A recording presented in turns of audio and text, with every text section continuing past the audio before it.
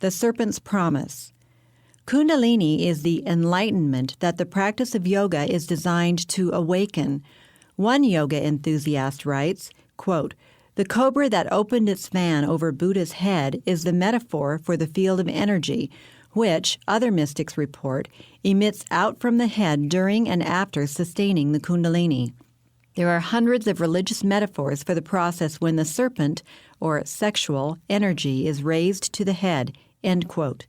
Might the promise of this godlike serpent power be the same promise with which the serpent deceived Eve by offering her godhood? Certainly the self-realization of oneness with the universe and with Brahman, which is the promise of yoga, is at least an unmistakable echo of the serpent's lies in the garden. Another enthusiast links Kundalini to spiritual disciplines. Quote, Kundalini Yoga concentrates on psychic centers or chakras in the body in order to generate a spiritual power, which is known as Kundalini energy.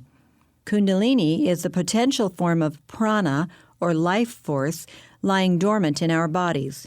It is conceptualized as a coiled-up serpent. Literally, Kundalini in Sanskrit means coiled up, lying at the base of our spines, which can spring awake when activated by spiritual disciplines, end quote. Typical of hundreds of others, another popular website declares, quote, Kundalini Yoga is the most powerful yoga ever known and is considered as the mother of all the styles of yoga. It centers on awakening the Kundalini, serpent power. Kundalini Yoga was brought to the West by Yogi Bhajan in 1969.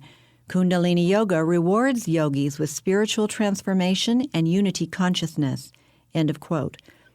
Again, we have the open admission of the spiritual nature and goal of yoga and its relationship to the serpent. What could have influenced Congress to commend this to the world? Spiritual awakening through arousal of Kundalini force coiled at the base of the spine is the promise of yoga. But the awakening in the Bible is to truth, wisdom, understanding, and eternal salvation, something that energy, whether of Kundalini or any other kind, can no more give than can a bolt of lightning. The emphasis in Scripture is upon knowing truth, not feeling ecstasy. God declares, "Let him that glorieth glory in this, that he understandeth and knoweth me." Jeremiah 9:24.